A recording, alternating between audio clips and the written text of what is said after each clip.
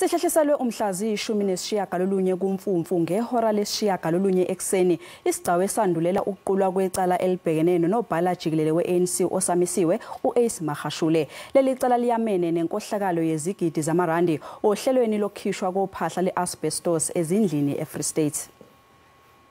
It is so intentional to keep us busy, keep us in court all the time. We have been saying we are ready ourselves.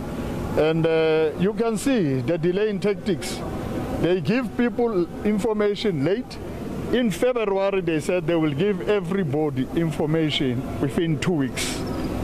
Now is what? And if I did not instruct the lawyers to go to court, we were not going to get the information. I've got all the indictments. In terms of the public, there is this cloud that Magashule is corrupt.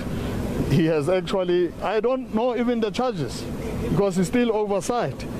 And I hear the media saying 70 counts of corruption, 21 charges of corruption.